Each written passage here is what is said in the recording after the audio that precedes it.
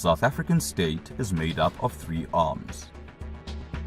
The executive consists of the President, the Deputy President, and the Cabinet Ministers at national level, provincial premiers and members of the executive councils, as well as government departments and civil servants. The executive is responsible for running the country in the best interests of its citizens and according to the Constitution. The executive proposes laws and implements them, but cannot pass them. The judiciary, which is responsible for the application of the law, is made up of the various independent courts.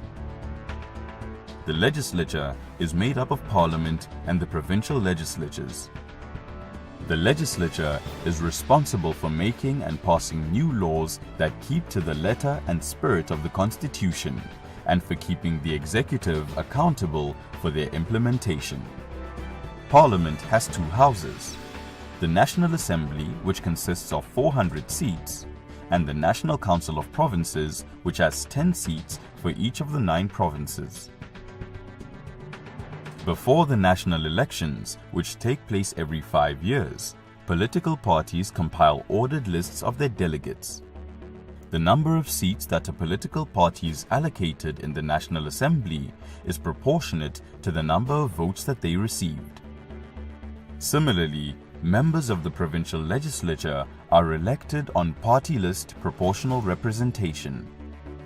They, in turn, put forward members for the National Council of Provinces.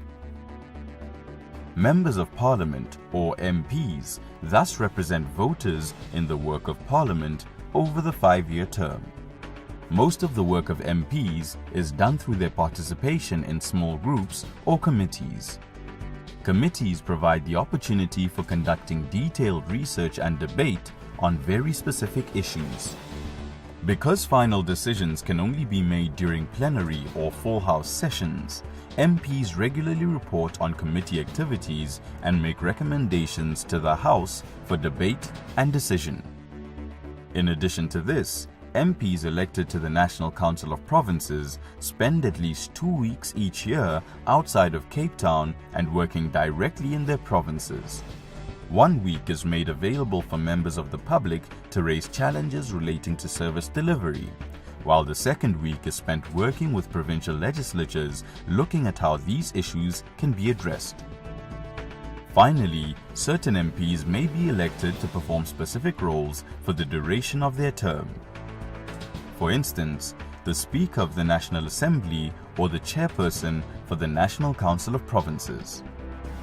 The elected position of Member of Parliament requires affiliation to and respect from a national political party. In addition, the position requires personal integrity and knowledge of public administration, legislative processes, as well as individual areas of expertise. People elected to the office of Member of Parliament play a very important role in implementing and maintaining the democracy of our country.